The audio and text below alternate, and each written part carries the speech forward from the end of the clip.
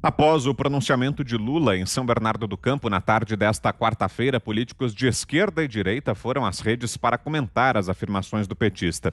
O ex-presidente da Câmara dos Deputados, Rodrigo Maia, afirmou em uma publicação no Twitter o seguinte: "Você não precisa gostar do Lula para entender a diferença dele para o Bolsonaro. Um tem visão de país, o outro só enxerga o próprio umbigo. Um defende a vacina, a ciência e o SUS, o outro defende a cloroquina e um tal de spray israelense. Um defende uma política externa independente, outro defende a subserviência. Um defende política ambiental, outro a política da destruição. Um respeita e defende a democracia, o outro não sabe o que isso significa. Um fundou um partido e disputou 4 eleições. O outro é um acidente da história. Tenho grandes diferenças com o Lula, principalmente na economia, mas não precisa ser petista fanático para reconhecer a diferença entre o ex-presidente e o atual." Essa foi a postagem feita por Rodrigo Maia nas redes sociais. 1 minuto e meio para você, Fiuza.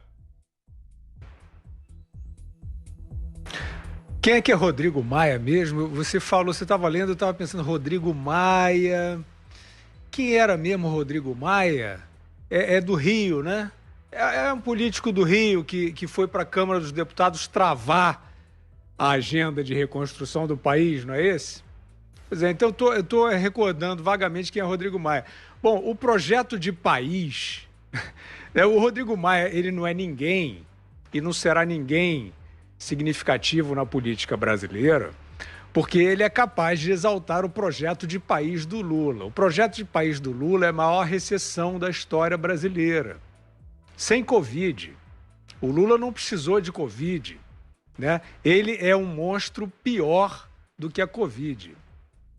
O Lula fez a venda do Estado brasileiro, a privatização bandoleira do Estado brasileiro. E um personagem ou é burro ou é cínico, e para mim não importa a diferença, sancionar um monstro desse é de fato um total descolamento da realidade. Por isso que o Rodrigo Maia, o ex-Rodrigo Maia, né, é um político de laboratório, um representante de grupos de interesse. Agora, eu queria aproveitar rapidamente, Vitor, para dizer o seguinte: o que essa senadora Cátia Abreu disse é a maior covardia que eu já ouvi nessa pandemia. É a oposição, né? A oposição contra a ditadura, chamando o exército para intimidar o povo. Eu quero saber se a senadora Cátia Abreu vai chamar o exército para ficar na frente dos ônibus, impedindo o trabalhador de ir lá atender a quarentena VIP. Ela vai pedir isso? Ela viu isso no Fantástico? Vamos aguardar.